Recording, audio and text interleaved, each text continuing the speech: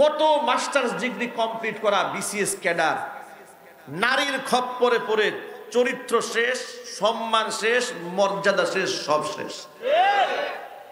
ঠিক কিনা বলেন? উদাহরণস্বরূপ বলি, বিসিএস ক্যাডার সাকলাইন পুলিশের বড় অফিসার পরিমণির খপ্পরে পড়ছে। কথা বলে না? ঠিক কিনা বলেন? বেচারার ব্যাকগ্রাউন্ড হচ্ছে খুবই মেধাবী, একেবারে বিসিএস ক্যাডার হয়েছে, পুলিশের বড় পর্যায়ে চলে গেছে, উপকমিশনার দায়িত্ব পেয়েছে, বিরাট পর্যায়ে একজন সম্মানিত ব্যক্তি। পাল্লা পড়েছে পরিমণির পাল্লা, শেষ। একসাথে কেক খাইতে গিয়া সব শেষ। কথা বলতে হবে তো, ঠিক কিনা বলেন? সাকলাইন শেষ। সাকলাইন কি শেষ? কিছুদিন চাকরি থেকে দূরে সরানো রাখা হয়েছিল, পরবর্তী বাদ দিয়ে দেওয়া হয়েছে। এর মানে ইন্না কাইদা কুন্না আযীম, এদের চক্রান্ত বড় ভয়ঙ্কর চক্রান্ত। এই ফাঁদে যে পা দিছে ও শেষ। আর এটাকেই শয়তান হাতিয়ার বানিয়ে নিয়েছে। পুরুষদেরকে ধ্বংস করার জন্য স্লোগান শিখিয়ে দিয়েছে নারী পুরুষ সমান অধিকার। এই স্লোগান দিয়ে মেয়েদেরকে ঘর থেকে বের করেছে। এই স্লোগান দিয়ে মেয়েদেরকে বিশ্ববিদ্যালয়ে ঢুকিয়ে রাতের বেলায় স্বাধীন চলার মতো বক্তব্য শয়তান তাদের মুখের মধ্যে তুলে দিয়েছে। এসো আমরা একটু বন্ধু হই। কি হই? আওয়াজ নাই। কি হই? বাচ্চাদেরকে মেয়েদেরকে স্কুলে দিয়েছেন, ছেলেদেরকে কি পড়ায় বইয়ের পাতা খুলে দেখেন না, দিয়েছে এসো বন্ধু হই। সেখানে দিয়েছে যে একটা মেয়ে একটা ছেলের বন্ধু হতেই পারে, এটা নিয়ে দোষের কিছু নয়। এমনকি তারা যদি বন্ধুত্বের ছলে একে অপরের হাত ধরে, এতেও দোষের কিছু নয়। এই হচ্ছে শিক্ষা। আচ্ছা, এটার নাম শিক্ষা না কুশিক্ষা? চিৎকার দিয়ে বলেন। এই শিক্ষায় শিক্ষিত হয়ে ও তো পরিমণি হবে। কথা বলে না? ঠিক কিনা? এই শিক্ষায় শিক্ষিত হয়ে তো রাবিয়া বস্তি হবে না, ও শেখ হাসিনা হবে, ও তসলিমা নাসরিন হবে। কথা বলে ঠিক কিনা বলে? বর্তমান সমাজ ব্যবস্থায় শয়তান সবচেয়ে বড় হাতিয়ার বানিয়েছে সমাজ নষ্ট করার জন্য মহিলা মানুষদেরকে। ঠিক কিনা বলেন? এই কথাটি একটু হাদিসের আলোকে আপনাদের সামনে উপস্থাপন করি। হাদিসের মধ্যে আল্লাহর নবী সাল্লাল্লাহু আলাইহি ওয়াসাল্লাম বলেছেন, মা তারাক্তু মিন বাদি আসাদ্দা ফিতনাতান মিন ফিতনাতিন নিসা। আমি আমার পরে আমার উম্মতের জন্য মহিলাদের চেয়ে ভয়ঙ্কর ফিতনা আর রেখে যাই নাই। এখানে দুটা তরজমা করা যায়। এক হচ্ছে মহিলা পরীক্ষার বস্তু, আরেকটা হচ্ছে ফাসাদ। নিকৃষ্ট মহিলারা, এদের চক্রান্ত, এদের কলা কৌশল এতটা মারাত্মক। সূরা ইউসুফের মধ্যে এসেছে, আল্লাহ বলেছেন ইন্না কাইদা কুন্না আযীম, তোমাদের চক্রান্ত বড় ভয়ঙ্কর। ঠিক কিনা বলেন? মেয়েদের চক্রান্ত বড় মারাত্মক। হাদিস শরীফের মধ্যে এসেছে আকলমানদের আকল, জ্ঞানীদের জ্ঞান, বুদ্ধিমানের বুদ্ধি, এগুলাকে ধ্বংস করে দেয় নারীর স্পর্শ, নারীর চক্রান্ত। আমার আপন ভাগ্নি জামাই সিলেট শাহজালাল বিজ্ঞান প্রযুক্তি বিশ্ববিদ্যালয়ের শিক্ষক আমার বাসায় মেহমান হয়ে এসেছিলেন দুদিন আগে। এসে ড্রয়িং রুমে এক খুশ গল্পে বললেন যে মামা কি বলবো, বিশ্ববিদ্যালয়ের মেয়েরা সন্ধ্যার পরে ঘুরে বেড়ায়, টিচারদের সামনে বয়ফ্রেন্ডের হাত ধরে ঘুরে। যদি নিষেধ করা হয় যে তোমাদের নিরাপত্তার কি ব্যাপার, তারা জবাব দিয়ে বলে কেন নিরাপত্তার বিঘ্নিত হবে কেন, পাহারা দেওয়ার জন্য আপনারা টিচাররা আছেন না। অবস্থা দেখতে পেয়েছেন? শয়তান এদেরকে হাতিয়ে নিয়েছে। অসংখ্য মেধাবীরা ঝরে পড়ছে চরিত্রহীন লম্পট মহিলাদের খপ্পরে পড়ে। আবার অসংখ্য সরলা সুজলা একেবারেই নরম তবিয়তের মেয়েরা ফেসে যাচ্ছে লম্পট পুরুষের খপ্পরে পড়ে। যেহেতু গোটা সমাজের মধ্যে নারী সম্প্রদায়কে শয়তান একটা চ্যালেঞ্জ হিসেবে নিয়েছে, যত বিজ্ঞাপন আছে, টুথপেস্টের বিজ্ঞাপন মহিলা, সাবানের বিজ্ঞাপন মহিলা, বাথরুমের ন্যাপকিন মহিলা, টিস্যু পেপার মহিলা, মোটর সাইকেল বিজ্ঞাপন মহিলা, গাড়ির বিজ্ঞাপন মহিলা। মহিলা ছাড়া বিজ্ঞাপন নাই। মনে হয় দাঁত একমাত্র মহিলাই পরিষ্কার করে। কথা বলেন ঠিক কিনা বলেন? মহিলা ছাড়া উপায় নাই। শয়তান সব জায়গায় হাতিয়ার বানিয়ে ফেলেছে। ঠিক ওই মুহূর্তে রওজাতুল বানাত মহিলা মাদ্রাসার মতো মাদ্রাসাগুলো তৈরি হয়ে আমার মা বোনদেরকে শিখাচ্ছে যে স্বাধীনতার নামে কিংবা নারী ক্ষমতায়ন নামে, নারী অধিকারের নামে কিংবা নারী পুরুষ সমান অধিকারের নামে যে স্লোগান আজকে গোটা সমাজের মানুষকে শেখানো হয়েছে, এগুলা হচ্ছে নিকৃষ্ট কুফরি স্লোগান, একটা সমাজ ব্যবস্থাকে ধ্বংস করার স্লোগান। কথা বলতে হবে ঠিক কিনা বলেন? আমার প্রিয় ভাইয়েরা, ইসলাম আমার মা বোনদেরকে এত সম্মানিত করেছেন, এত মর্যাদা দিয়েছেন, দুনিয়ার কোন মতাদর্শ না মা বোনদেরকে এত সম্মান দেয় নাই। হিন্দু ধর্মের পুরাতন বক্তব্য শ্লোকগুলোর দিকে তাকালে বাস্তবতা আপনারা উপলব্ধি করতে পারবেন। এমন কুসংস্কারে মানুষ নিমজ্জিত ছিল সনাতনী ধর্ম ব্যবস্থার মধ্যে। স্বামী যদি মারা যেত তাহলে ওই স্ত্রীকে স্বামীর সাথে চিতার মধ্যে পুড়িয়ে জীবন্ত নারীকে হত্যা করা হতো। এইভাবে নারীদের কোনো সম্মান ছিল না। ইতিহাসের পাতা থেকে শিক্ষা গ্রহণ করেন, স্বামী মারা গেলে বিধবা নারীদেরকে বলা হতো অপয়া নারী, অলক্ষী নারী। সাত সকালে কোনো বাচ্চার মুখ যদি বিধবা মহিলা দেখতো তাহলে মহিলারা বলতো আমার আজকে কপালটাই খারাপ, আমার ছেলের চেহারার দিকে তাকিয়েছে একটা অপয়া নারী যে স্বামী হারা। জোরে কর নাউজুবিল্লাহ। এইভাবে বিধবা নারীদেরকে লাঞ্ছিত করা হয়েছে, অপমানিত করা হয়েছে। ইসলাম এই পৃথিবীতে আগমনের পূর্বে, কোরআন নাজিল হওয়ার আগে আমার মা বোনেরা সমাজে এত বেশি অবহেলিত ছিল, যখন তাদের মিন্স হতো, মাসিক হতো, তাদেরকে ঘরের বেডরুমের মধ্যে শুয়ে থাকতে দেওয়া হতো না। বেডরুমের বাহিরে একটা বাংলো বানানো হতো, ছোট্ট একটা কুড়ে ঘর বানিয়ে রাখা হতো। গরু ছাগলের জন্য যেমন আলাদা একটা নিম্নমানের ঘর থাকে, আমাদের ভাষায় এগুলাকে আমরা গোয়াল ঘর বলি। কি বলি? এই গোয়াল ঘরের মতো ছোট্ট খুপড়ি বানিয়ে ঋতুবর্তী নারীদেরকে সেখানে ঢুকিয়ে রাখা হতো। যতদিন তারা সুস্থ না হতো ওই ঘর থেকে তাদেরকে বের করা হতো না। চিৎকার দিয়ে কর নাউজুবিল্লাহ। এইভাবে গোটা সমাজ ব্যবস্থাপনার মধ্যে নারীদেরকে অপমান করা হতো। এমনকি নারী সন্তান জন্মগ্রহণ করাটাই একটা আজন্ম পাপ মনে করা হতো। এগুলোকে মিথ্যা কল্পনা, সত্য কথা। আজকে যে সমস্ত নারীবাদীরা চিৎকার দেয়, বলে ইসলাম নারীকে কোনো অধিকার নাই, এগুলা হচ্ছে মূর্খ বুদ্ধিজীবী। কথা বলেন ঠিক কিনা বলেন? এগুলা মূর্খ বুদ্ধিজীবী। এগুলা ইসলামের ইতিহাস জানে না, প্রাচ্যের ইতিহাস জানে না, পাশ্চাত্যের ইতিহাসও ওরা জানে না। নারীদের তো কোনো অধিকার বলতে কিছুই ছিল না পৃথিবীতে। এখনো পর্যন্ত সনাতনী ধর্মের অধিকারীদের মধ্যে নারীদের পিতার সম্পত্তির মধ্যে কোনো অধিকারই নাই।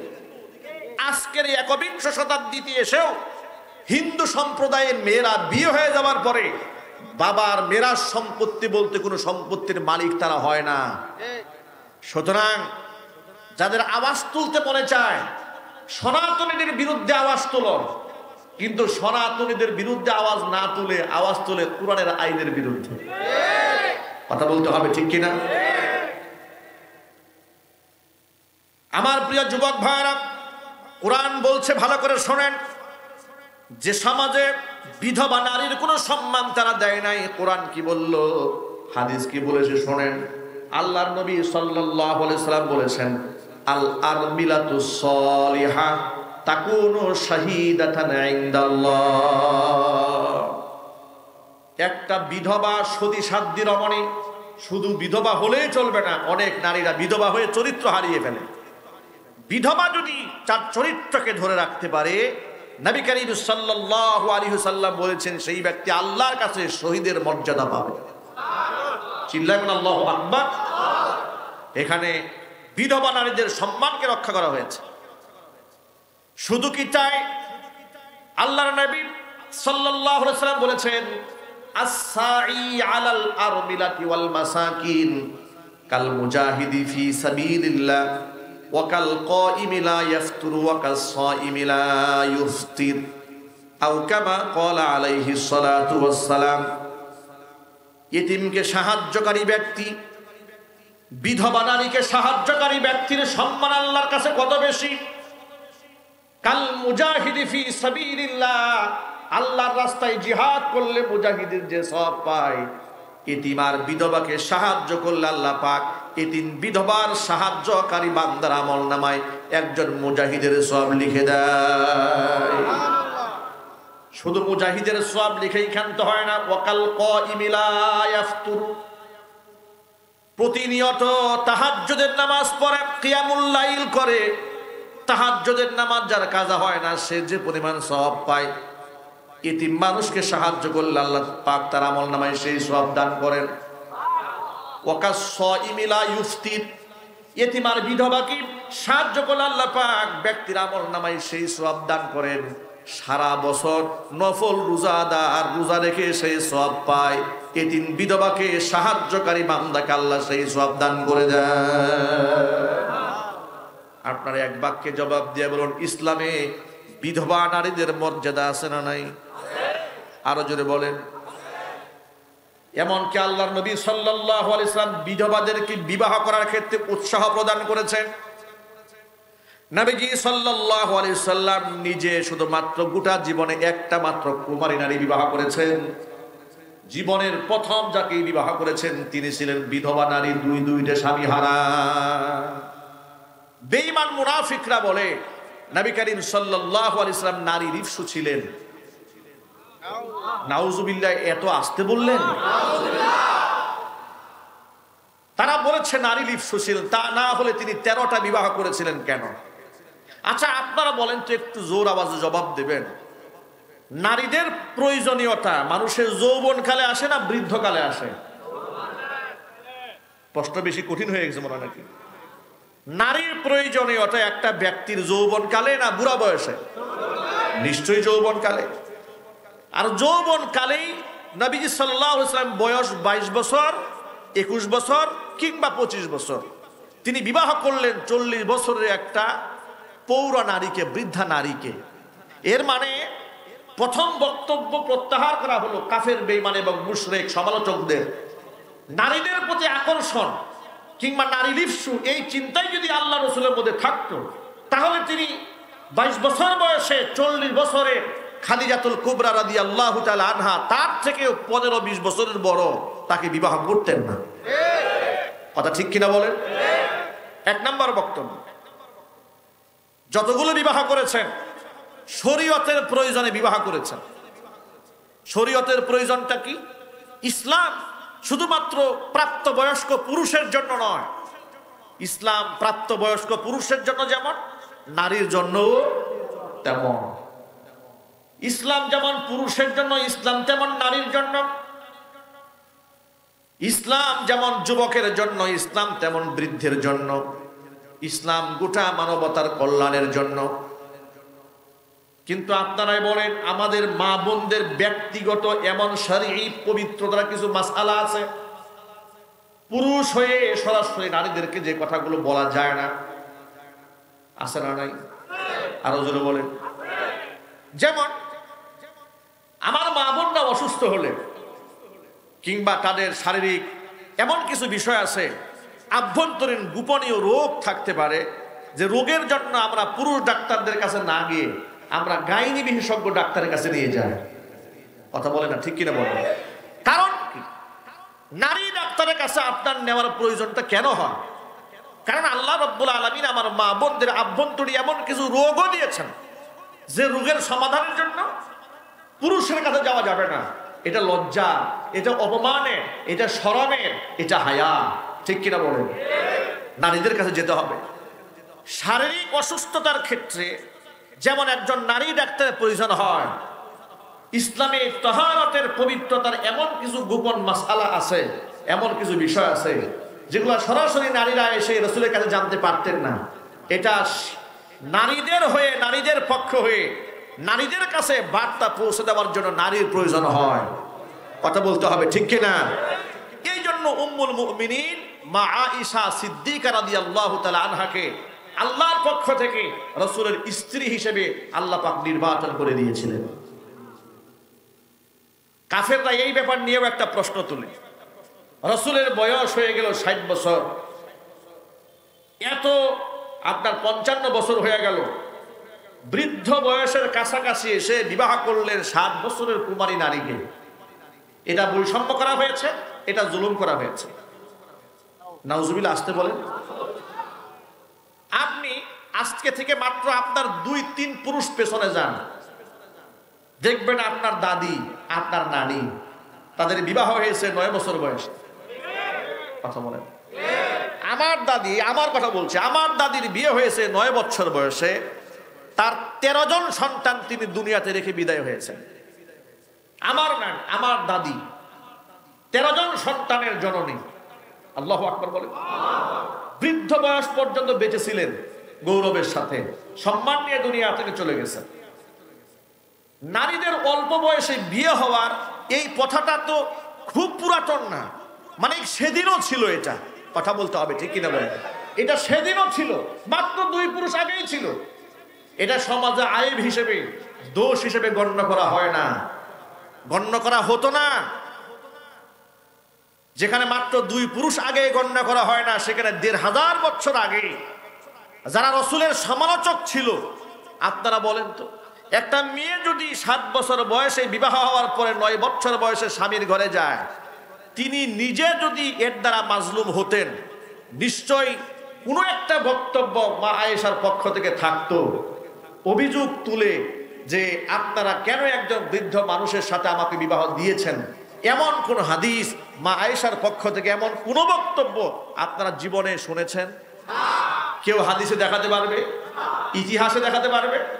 আচ্ছা, মা আয়েশা রাদিয়াল্লাহু তাআলা আনহা বলেছেন, মা আয়েশা রাদিয়াল্লাহু তাআলা আনহা বলেছেন, আমি পৃথিবীর শ্রেষ্ঠ মানুষের ঘর করার সুযোগ পেয়েছি, সমস্ত প্রশংসা মহান আল্লাহ। চিল্লায় বলেন আল্লাহু আকবার। তাহলে যিনি ঘর করেছেন তার আপত্তি নাই। যারা বিবাহ দিয়েছেন আবু বকর সিদ্দিক রাদিয়াল্লাহু তাআলা আনহু তার মেয়েকে, তার কোনো আপত্তির বক্তব্য আছে? না, ছিল না। এখন আপনারা বলেন, যেই সমাজে তিনি মা আয়েশা রাদিয়াল্লাহু তাআলা আনহাকে বিবাহ করেছিলেন, সেই সমাজে রাসূলের সমালোচক ছিল না? ইহুদিরা ছিল না? খ্রিস্টানরা ছিল না? ঐতিহাসিকরা ছিল না? 1500 বছর আগে রাসূলের বিবাহ নিয়ে তারা কোনো বাজে মন্তব্য করেছে, এমন একটা বক্তব্য ঐতিহাসিকদের পক্ষ থেকে পাওয়া যায়? এর মানে হচ্ছে ওই সময় অল্প বয়সের নারীদেরকে বিবাহ হওয়ার যে বিষয়টি, এটা সমাজে অ্যাভেলেবল প্রচলিত ছিল। এখন মূল কথায় ফিরে আসি। তাহলে অল্প বয়সে নারীদের বিবাহ করা, এটা ছিল একটা সামাজিক রীতি। দোষ কেউ কোনোদিন ধরে নাই, এটা নিয়ে কোনোদিন চর্চাও হয় নাই। আজকে মিডিয়ার সামনে, হাজার মানুষের সামনে আমাদের ব্যাখ্যা করতে হয়, বুঝাইতে হয়। কেন বুঝাতে হয়? কারণ আমার কলিজার টুকরা নবী, যার চরিত্রের প্রশংসা স্বয়ং আল্লাহ পাক করেছেন, যার শানে কোরআনে আল্লাহ অসংখ্য আয়াত নাযিল করেছেন, যার ব্যাপারে আল্লাহ রাব্বুল আলামিন ধৈর্য ধরেন নাই, যার সাথে বিয়াদবি করলে, আল্লাহর সাথে বিয়াদবি করলে আল্লাহ সবর করেছেন, রাসূলুল্লাহর সাথে বিয়াদবি করলে আল্লাহ ধৈর্য ধরেন নাই। আল্লাহ পাক স্পষ্ট জানিয়ে দিয়েছেন, খবরদার, আমার নবীর সামনে যখন কথা বলবে, লা তারফাউ আসওয়াতাকুম ফাওকা সাউতিন নাবিয়্যি, আমার নবীর সামনে কথা বলতে গেলে আওয়াজ দিয়া উচ্চ আওয়াজে কথা বলবা না, যে কণ্ঠের আওয়াজ, নবীর কণ্ঠের আওয়াজ উপরে চলে যায়। ওয়ালা তাজহারু লাহু বিল কওলি, আর এত জোরে কথা বলবা না, কাজাহারি বাদিকুম লিবাদিন, একে অপরের সাথে কথা বলতে গিয়া যেমন চিৎকার চেঁচামেচি করে কথা বলো, আমার নবীর সামনে, নবীর মজলিসে যখন কথা বলবে, জোরে জোরে কথা বলবা না, আস্তে কথা বলবা। যদি তোমার কণ্ঠের আওয়াজ যদি আমার নবীর কণ্ঠের আওয়াজের উপরে চলে যায়, আন তাহবাতু আমালুকুম ওয়া আনতুম লা তাশউরুন, তোমরা উপলব্ধি করতে পারবে না, তোমাদের অজান্তে তোমাদের সারা জীবনের অর্জনগুলা ধ্বংস হয়ে যাবে। আল্লাহু আকবার বলেন। এতটা আদবের সাথে কথা বলতে হবে রাসূলুল্লাহর সাথে। আবার যখন আমার নবীকে ডাক দিবা, মুহাম্মদ বলে সরাসরি ডাক দিবা না, অমুকের ছেলে তমুকের ছেলে এমনিও ডাক দিবা না। কিভাবে ডাক দিবা শোনো, লা তাজআলু দুআ আর রাসূলি বাইনাকুম কাদুআই বা'দিকুম বা'দা। একে অপরকে যে ভাষায়, যে বডি ল্যাঙ্গুয়েজে, কণ্ঠে যে স্বরে ডাক দাও, হে আব্দুল জব্বার, হে আব্দুল কাহার, হে আলী, এই যেভাবে সাধারণ মানুষকে একে অপরকে ডাক দাও, আমার নবীকে সেইভাবে ডাক দেওয়া যাবে না। তাহলে কি বলবা? ডাক দিবা ইয়া নবী আল্লাহ, ইয়া রাসূল আল্লাহ, ইয়া হাবিব আল্লাহ, ইয়া শাফি আল মুজলিমিন, ইয়া ইমাম আল মুরসালিন, ইয়া রাহমাতাল লিল আলামিন। জোরে বলেন সুবহানাল্লাহ। উচ্চ কণ্ঠে কথা বলা যায় না, যাকে স্বাভাবিক মানুষের মতো ডাক দেওয়া যায় না, যার চরিত্রের ব্যাপারে স্বয়ং আল্লাহ পাক কোরআনে আয়াত নাযিল করে বললেন, ওয়া ইন্নাকা লাআলা খুলুকিন আযীম। নবীজি, আপনি ছোট খাটো চরিত্রের অধিকারী নন, আপনি মহান চরিত্রের উপর প্রতিষ্ঠিত আছেন। এই চরিত্রের সার্টিফিকেট কে দিলেন? এলাকার মেম্বার সাহেব, চেয়ারম্যান সাহেব, এমপি সাহেব, মন্ত্রী বাহাদুর, কে সার্টিফিকেট দিয়েছেন? স্বয়ং আল্লাহ। যার চরিত্রে সার্টিফিকেট দিলেন স্বয়ং আল্লাহ, সেই নবীজির চরিত্র নিয়ে তার ব্যাপারে বাজে মন্তব্য করেছে আমাদের পার্শ্ববর্তী দেশের এক কুলাঙ্গার, তার নাম রামগিরি মহারাজ। এক কুলাঙ্গার ধর্মযাজক, হিন্দু ধর্মগুরু। আমি আমার ভাষায় বলি, এটা ধর্মগুরু হতে পারে না, এটা ধর্মগুরু।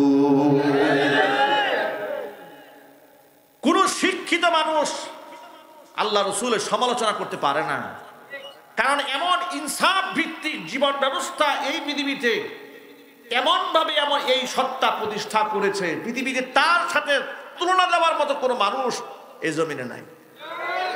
কথা সত্য না মিথ্যা? আপনারা বলবেন আপনাদের নবী আমাদের নবী, তা আমরা বলবো, বিষয়টি তা নয়।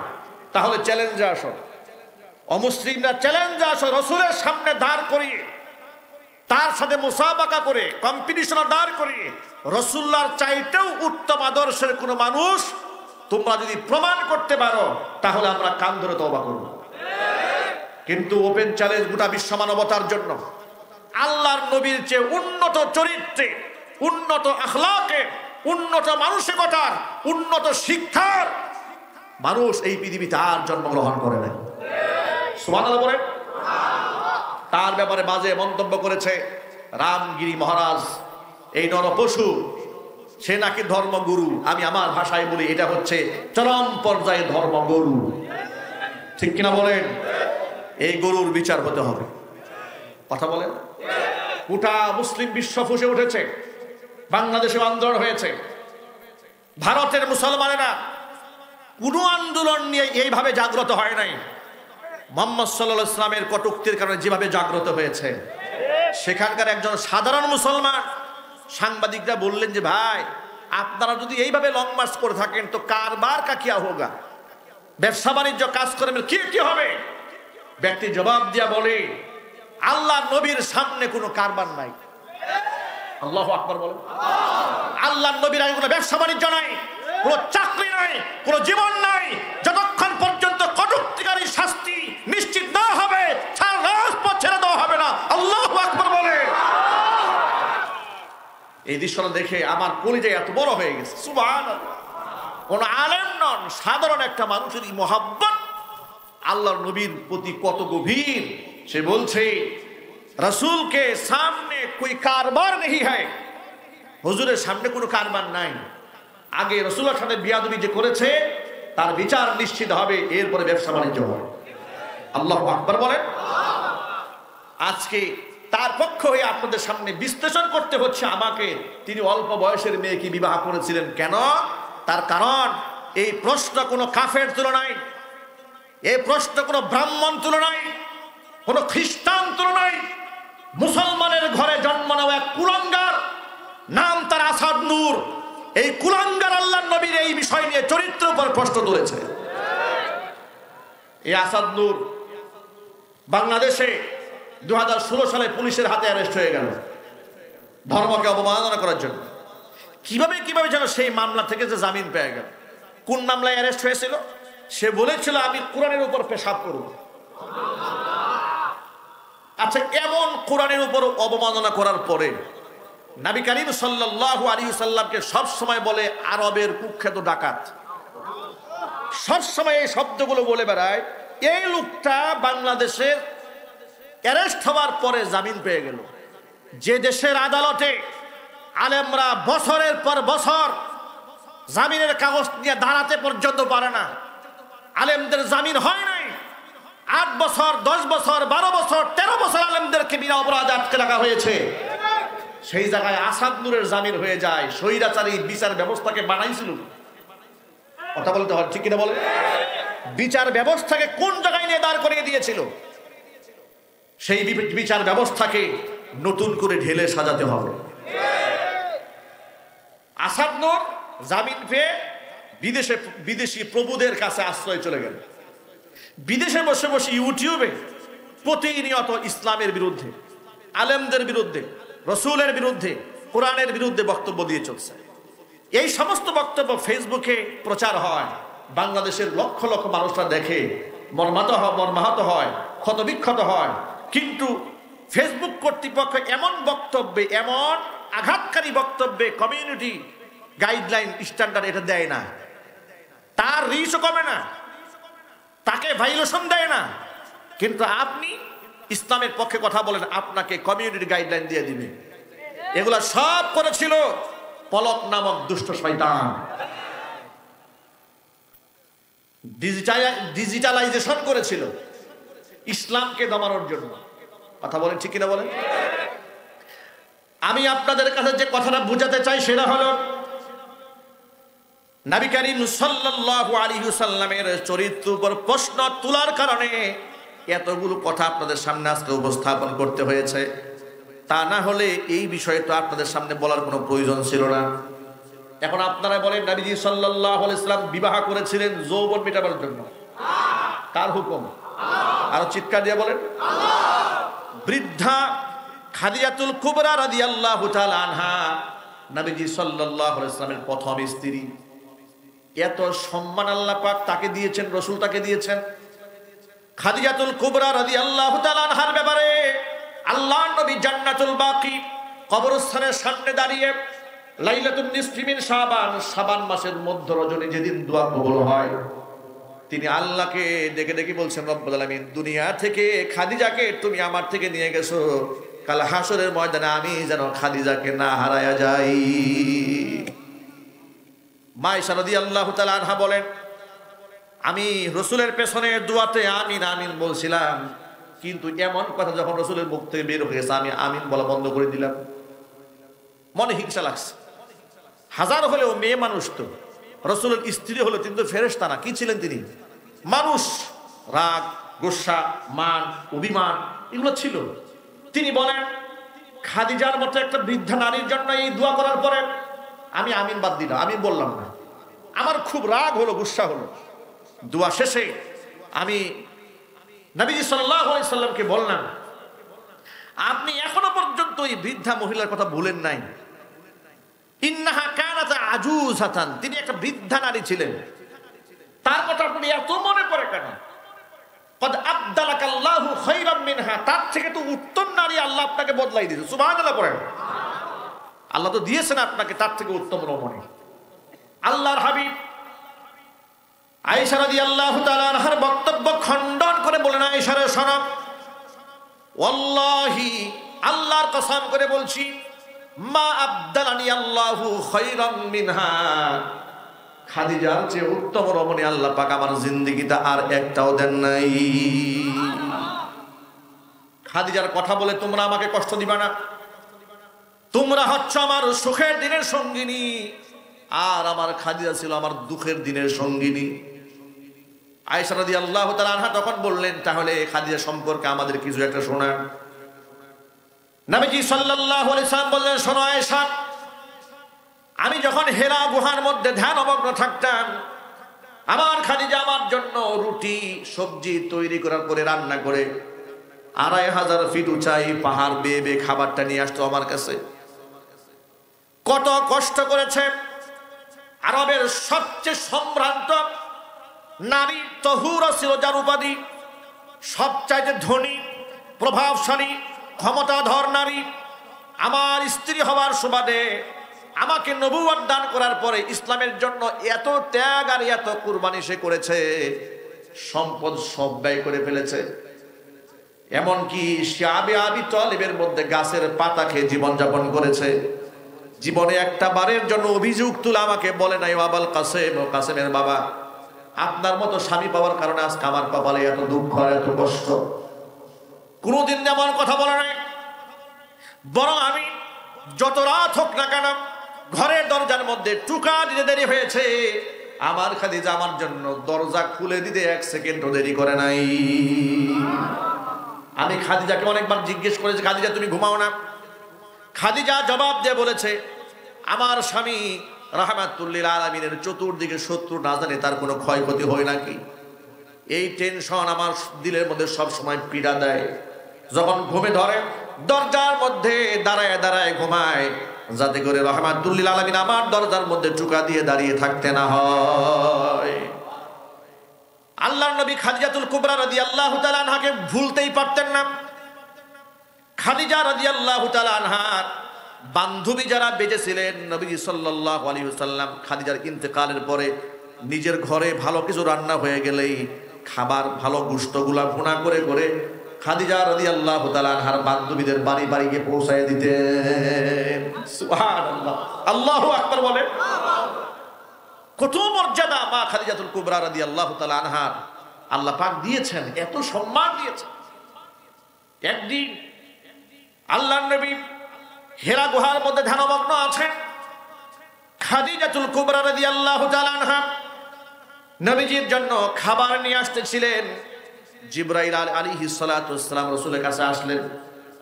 এসে বললেন, ইয়া রাসূলুল্লাহ, ইয়া হাবিবাল্লাহ, আপনার স্ত্রী খাদিজা এখন আপনার কাছে আসতেছে। এখন আমি আর এখানে থাকবো না, আমি এখন চলে যাব এখান থেকে। তবে আপনাকে একটা কথা বলে দেই, আপনি খাদিজা আপনার কাছে আসার পরে ফাকারা আলাইহা সালাম মিন রাব্বিহা ওয়া মিন্নি, খাদিজাকে তার রব আল্লাহর পক্ষ থেকে, আমি জিবরাইলের পক্ষ থেকে আপনি সালাম পৌঁছায় দিবেন। আর জোরে কোন আল্লাহু আকবার। কি সম্মান মা খাদিজার! আল্লাহ যাকে সালাম দেয় ভাবা যায়। জিবরাইল সালাম করে, আল্লাহ পাক তাকে সালাম দিয়েছেন। শুধু কি তাই, ওয়াবাশশিরহা বিবাইতিন বিল জান্নাতি মিন কাসাবিন লা সাখাবা ফীহি ওয়ালা নাসাবা। শুধুমাত্র সালামই দিবেন না, তার রবের পক্ষ থেকে জান্নাতে এমন একটা বাংলার সুসংবাদ দিবেন যেখানে খাদিজার কোনো কষ্ট থাকবে না, কোনো দুঃখ থাকবে না, কোনো সরগোল থাকবে না। খাদিজাতুল কুবরা রাদিয়াল্লাহু তাআলা আনহা খাবার নিয়ে রাসূলের কাছে আসলেন। আসার পরে বললেন, ও খাদিজা, জিবরাইল আলাইহিস সালাতু ওয়াস সালাম তোমাকে সালাম দিয়েছেন, স্বয়ং আল্লাহ রাব্বুল আলামিন তোমাকে সালাম জানিয়েছেন। খাদিজা জিজ্ঞেস করেন, ইয়া রাসূলুল্লাহ, আমি সালামের জবাবটা কেমনে দেব? আল্লাহু আকবার বলেন। সালামের জবাব আমি কেমনে দেব? এরপরে আল্লাহর নবী সাল্লাল্লাহু আলাইহি ওয়াসাল্লামের শিখানো পদ্ধতিতে বললেন, ওয়া মিনহুস সালাম ওয়া আলাইহিস সালাম। জিবরাইল আমার উপর দরুদ পাঠ করেছে, সালাম দিয়েছে, তার উপরেও শান্তি। ওয়া মিনহুস সালাম, আল্লাহর পক্ষ থেকে শান্তি। জোরে কোন আল্লাহু আকবার। আমার প্রিয় ভাইরা, তাহলে আমি কথা অনেক লম্বা হয়ে যাচ্ছি। আল্লাহ নবী সাল্লাল্লাহু আলাইহি সাল্লামের প্রথম স্ত্রী একজন বৃদ্ধা নারী, নিজে রাসূলের প্রতি সন্তুষ্ট ছিলেন, রাসূলও তার উপর সন্তুষ্ট ছিলেন। যদি যৌবনের এত টাকা থাকতো তাহলে বৃদ্ধা নারীর প্রতি এত খুশি না হইয়া যুবতী নারী তালাশ করে বেড়াতে। বৃদ্ধ বয়সে আয়েশা রাদিয়াল্লাহু তাআলা আনহাকে বিবাহ করলেন। মা আয়েশা রাদিয়াল্লাহু তাআলা আনহার বয়স যখন 9 বছর, ঘরের মধ্যে উঠে আনলেন। এমনকি 18 বছর বয়স যখন মা আয়েশার হয়েছে, আল্লাহর নবী তখন দুনিয়া থেকে চলে গেলেন, ইন্তেকাল হয়ে গেল। আয়েশা রাদিয়াল্লাহু তাআলা আনহা রাসূলের কাছ থেকে কোরআন সুন্নাহর এমন তালিম শিখলেন, এমন মুহাদ্দিসা হলেন। এই পৃথিবীতে যে আপনাদের সামনে আমরা হাদিস বলি, এই হাদিসের একটা সিলসিলা আছে, এর একটা ধারাবাহিকতা আছে, একটা চেইন আছে। হাদিস এমনি তো আমার কাছে জিবরাইল নিয়ে আসে নাই, ঠিক কিনা বলেন? এটা চেইন হয়ে এসছে। পৃথিবীতে যারা হাদিস বর্ণনা করেছেন তারা হচ্ছেন রাবি, হাদিস বর্ণনাকারী, ঠিক কিনা? আর হাদিসটা তারা গ্রহণ করেছেন সাহাবায়ে কেরাম থেকে। সাহাবায়ে কেরাম রাসূলের কাছ থেকে গ্রহণ করেছে, রাসূল জিবরাইলের কাছ থেকে গ্রহণ করেছে, জিবরাইল আল্লাহর কাছ থেকে গ্রহণ করেছে। আল্লাহু আকবার বলেন। এই জন্য হাদিসের যত কথা আছে, যত ভাষ্য আছে, সব কার পক্ষ থেকে এসছে? আর চিৎকার দিয়ে বলেন। আপনারা বলতে রসুলের পক্ষ থেকে এসছে, নিশ্চয়ই রসুলের পক্ষ থেকে এসেছে, রসুলের ভাষায়, কিন্তু বক্তব্য রসুলের নয়, বক্তব্য কার? আল্লাহ। যেটা শব্দ আল্লাহর, কথাও আল্লাহ, সেটা হচ্ছে কোরআন। সেটা কি জুড়ে বলেন? কোরআন। কিন্তু আল্লাহর পক্ষ থেকে এসেছে, আল্লাহর পক্ষ থেকে নাজিল হয়েছে, ভাষাটা রসুলের। ভাষাটা কার? রসুলের। এটা এটা এটা হলো হাদিস। এটা কি? হাদিস। সুবহানাল্লাহ, আল্লাহু আকবার বলেন। সুতরাং নিশ্চয়ই প্রশ্নের জবাব আপনারা পেয়েছেন। আল্লাহর নবী নারী লিপ্ত ছিলেন নাকি? এটা ইমানের প্রশ্ন। এটা সাচ্চা আশিকে রাসূল যারা, তাদের দিলটাকে খুব পীড়া দেয় এমন কথাটা। এই জন্য আপনাদের সিংহ পুরুষের মতো জবাব দেবেন, নবীজি নারী লিপ্ত ছিলেন? চিৎকার দিয়ে বলুন, ছিলেন? তাহলে আসাদ নূর সহ বেঈমানটা নবীজি সাল্লাল্লাহু আলাইহি সাল্লামের উপর অপবাদ আরোপ করেছে। স্বৈরাচারীর আমলে তাদের বিরুদ্ধে কোনো অ্যাকশন নেওয়া হয় নাই, কিন্তু বর্তমান রাষ্ট্র স্বাধীন হয়েছে, তাদের বিরুদ্ধে কঠিন অ্যাকশন নিতে হবে। আপনারা প্রস্তুত আছেন কি? আমি দুহাত দেখতে চাই।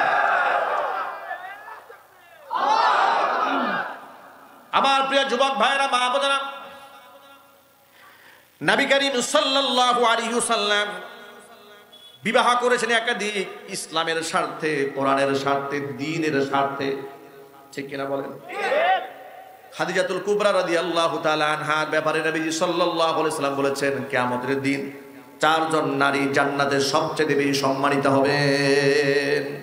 একজনের নাম হচ্ছে খাদিজা, একজনের নাম হচ্ছে ফাতেমা, একজনের নাম মারিয়াম, একজনের নাম আসিয়া। এই 4 জন রমণী হচ্ছে জান্নাতের শ্রেষ্ঠ রমণী। আমাদের দেশের দুঃখজনক বাস্তবতা হলো, স্কুলে, কলেজে, বিশ্ববিদ্যালয়ে আমাদের মেয়েরা গেলে আমাদের মেয়েদেরকে খাদিজাতুল কুবরার জীবনী তো পড়ানো হয় না, আসিয়ার জীবনী পড়ানো হয় না, মারিয়াম আলাইহাস সালাতু ওয়াস সালামের জীবনী পড়ানো হয় না। কথা বলতে হবে। তো কাদের জীবনী পড়ানো হয়? শিক্ষা সিলেবাসের মধ্যে 2012 সাল থেকে 24 সাল পর্যন্ত স্বৈরাচারীর আমলে কাফের বেঈমানদের গোলামি করে করে তারা শিক্ষা সিলেবাসটা কোথায় নামিয়ে দিয়েছিল দেখেন। গত বছর শিক্ষা সিলেবাসের বইয়ের মধ্যে দিয়ে দিয়েছে, চ্যাপ্টার নাম্বার এত দিয়ে দিয়েছে, হেডলাইন ছাপা হয়েছে যে এসো আমরা একটু বন্ধু হই। কি হই? আওয়াজ নাই। কি হই? বাচ্চাদেরকে, মেয়েদেরকে স্কুলে দিয়েছেন, ছেলেদেরকে কি পড়ায় বইয়ের পাতাতে খুলে দেখেন না, দিয়েছে এসো বন্ধু হই।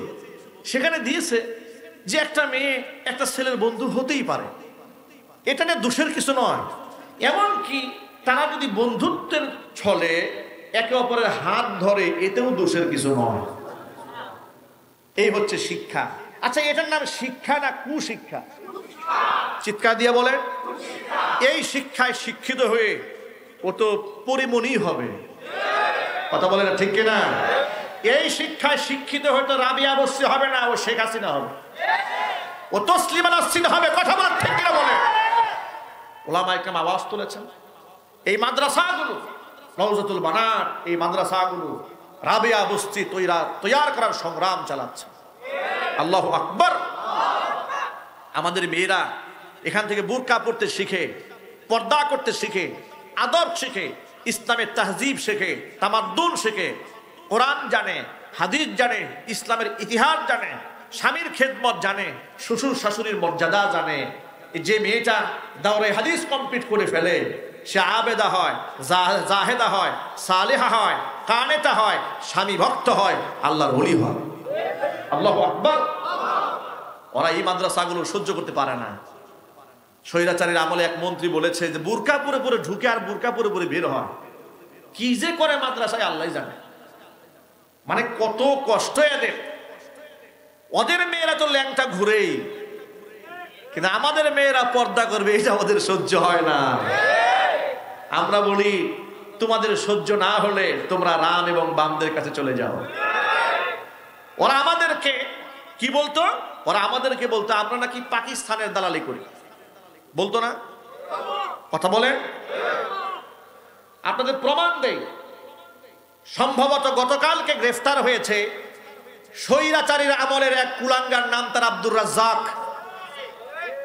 আব্দুর রাজ্জাক নামক এই কুলাঙ্গার হচ্ছে সেই কুলাঙ্গার শাপলা চত্বরে 5ই মে যে গণহত্যা চালানো হয়েছিল, রাত 2টার পর থেকে তাহাজ্জুদরত নিরীহ আলেম উলামা ছাত্র জনতার উপরে যে বুলেট ছোড়া হয়েছিল, এমন গণহত্যা করা হয়েছিল, তাকের উপর লাশগুলো উঠিয়ে নিয়ে বিভিন্ন ডাস্টবিনে নিক্ষেপ করেছিল, বিভিন্ন নদীর মধ্যে ফেলে দিয়ে এদেরকে নিশ্চিহ্ন করে ফেলা হয়েছিল।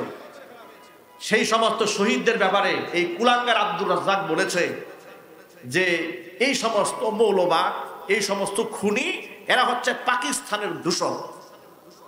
পাকিস্তানের দূষণদেরকে নাকি রাতের বেলা একবার পিটাইয়া রাত 4টার মধ্যে একবারে শাপলা চত্বর পরিষ্কার করে ফেলা হয়েছে। দম্ভের সাথে শহীদদের রক্ত নিয়া এমন বেয়াদবিমূলক যে কথা যে কুলাঙ্গার বলেছে, গতকাল গ্রেফতার হয়েছে। অন্তর্বর্তীকালীন সরকারকে বলছি, যে সমস্ত কুলাঙ্গারেরা এদেশের শহীদদের সাথে গাদ্দারি করেছে, রক্তের সাথে বেঈমানি করেছে, আলেমদেরকে নিয়ে তুচ্ছ-তাচ্ছিল্য করেছে, ব্যঙ্গ বিদ্রুপ করেছে, এদের এমন শাস্তির ব্যবস্থা করতে হবে ফেরাউন যেমন ইতিহাস হয়ে আছে, এরাও কিয়ামত পর্যন্ত মানুষের সামনে ইতিহাস হয়ে থাকবে।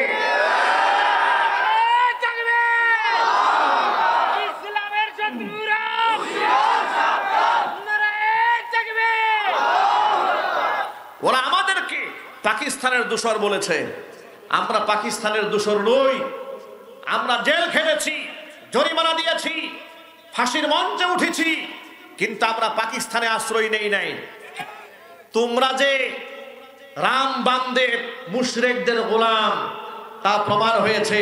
তোমরা মুশরিকদের কুলে গিয়ে আশ্রয় নিয়েছো। কোন আলেম পাকিস্তান আশ্রয় গ্রহণ করে নাই। আলেমরা জেল খেটেছে, জরিমানা দিয়েছে, ফাঁসির মঞ্চে উঠেছে। আল্লামা সাঈদী রহমাতুল্লাহি আলাইহিকে চিকিৎসার নামে হসপিটালে ডেকে এনে ঠান্ডা মাথায় বিষ প্রয়োগ করে ইনজেকশন দিয়ে তোমরা হত্যা করেছো। তিনি দেশ থেকে পালিয়ে যাওয়ার চেষ্টা করেন নাই। আর তোমরা রাষ্ট্রের হাজার হাজার কোটি টাকা লুটপাট করে বিদেশে তোমরা পাচার করেছ। মেট্রো রেলে ওরা নিজেরা আগুন দিয়া, এরপরে মেট্রো রেলের জন্য কান্দে। কত বড় অভিনেত্রী, কথা বলেন ঠিক কিনা বলেন? দেশের হাজার হাজার মানুষ মরল, কান্দে না, কষ্ট লাগে না, মেট্রো রেলের জন্য কান্দে। কত বড় নাটকবাজ। এই জন্য আমি বলি, গোটা দুনিয়ার মধ্যে চলচ্চিত্র পুরস্কার যেটা আছে, সেটা হচ্ছে কি পুরস্কার জানো? অস্কার। এই অস্কার পুরস্কার এই স্বৈরাচারীর দেওয়া উচিত। দারুণ অভিনেত্রী, সিনেমার সব অভিনেত্রী ফেল, কথা বলতে হবে ঠিক কিনা? এরপরে কি বললো ওরা? ওরা বললো মেট্রো রেলের যে ক্ষতি হয়েছে ঠিক করতে 1 বছর লাগবে, আর টাকা লাগবে মাত্র 350 কোটি। কথা বলেন?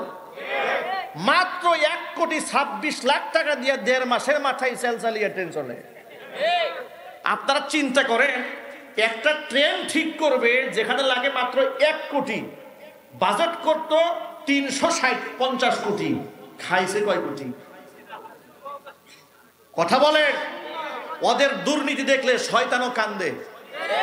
কথা একটু বলেন না আপনারা, ঠিক কিনা বলেন?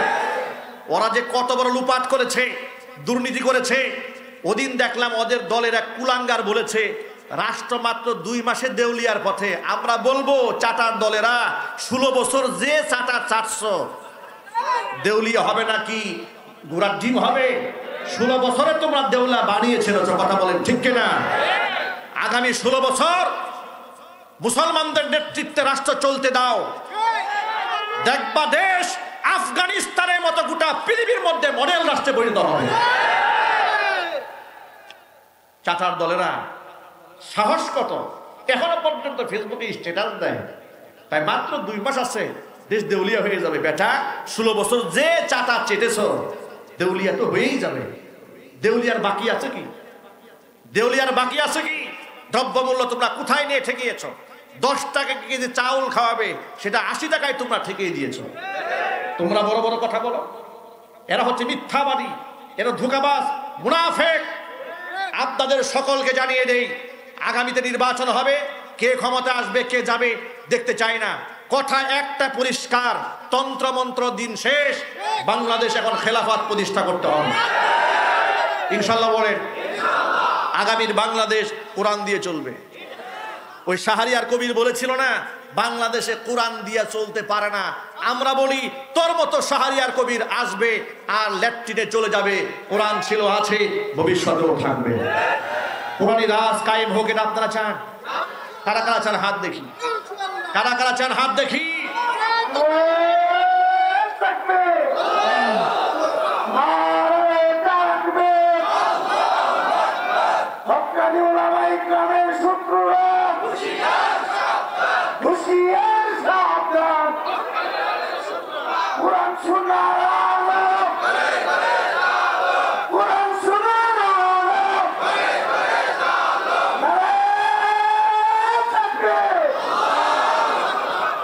সুতরাং আর আমাদেরকে সারা জীবন সুকৌশলে ওরা রাজনীতি থেকে দূরে রেখেছে। ওরা কি বলতো যে রাজনীতির মাঠে ধর্ম থাকতে পারবে না, বলতো না এই কথা? বলতো কি না? ওরা এখানে ওয়াজের মঞ্চে এসে বক্তাদেরকে থ্রেট করত, রাজনীতির কোনো কথা বলতে পারবেন না। ওরা আলেমদের থ্রেট করত, আবার নিজেরা এসে বলতো জয় বাংলা। কথা বলেন, এর মানে রাজনীতির কথা সুদখুরে বলবে, ঘুষখুর বলবে, লুচ্চা বদমাশরা বলবে, আলেমরা বলতে পারবে না। এই হচ্ছে শাসন ব্যবস্থা কায়েম করেছিল। ওই সমস্ত দিন এখন শেষ হয়েছে। আগামীতে আলেমরা নেতৃত্বে আসবে ইনশাআল্লাহ। কি সাহস হচ্ছে না আপনাদের? আলেমদের নেতৃত্বে পাঠাবার দরকার আছে না নাই? ওরা নিজেরা মসজিদের মিম্বারে দাঁড়িয়ে বলতো হুজুররা রাজনীতির কোনো ওয়াজ করবেন না, অত নির্বাচন আসলে সারা বছর নামাজ নাই, নিজে মাথায় টুপি দিয়ে মসজিদে আসবে। আলেমদেরকে বলতো, যদি আলেমরা রাজনীতির কথা বলতো, তারা বলতো এরা হচ্ছে ধর্ম ব্যবসায়ী। আচ্ছা, আলেমরা ধর্ম ব্যবসায়ী তো হতেই পারে না। যে আলেমরা ধর্মের জন্য বাড়ি ছাড়ে, ঘর ছাড়ে, ফাঁসির মঞ্চে চড়ে, তারা তো ধর্ম ব্যবসায়ী হতে পারে না। ধর্ম ব্যবসায়ী তারা যারা সারা বছর নামাজ পড়ে না, শুধু নির্বাচন আসলে মাথায় টুপি দিয়ে পাবলিককে ধোঁকা দেয়। কথা বলতে হবে, ঠিক কিনা বলেন?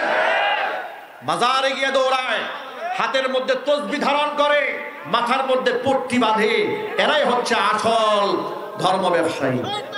কথা বলতে হবে মুসলমান, ঠিক কিনা বলেন? সুতরাং ধর্ম ব্যবসায়ীদের দিন শেষ, কোরআন সুন্নাহর বাংলাদেশ, আলেম ওলামাদের বাংলাদেশ, পীর বুজুর্গদের বাংলাদেশ। আর বাংলার মধ্যে ইসলাম এবং কোরআন সুন্নাহ নিয়ে যদি কোনো বিষোদ্গার করা হয়, নতুন করে কোনো ষড়যন্ত্র করা হয়, 20 দাঁত ভেঙে দেওয়ার জন্য সব প্রস্তুত থাকতে হবে।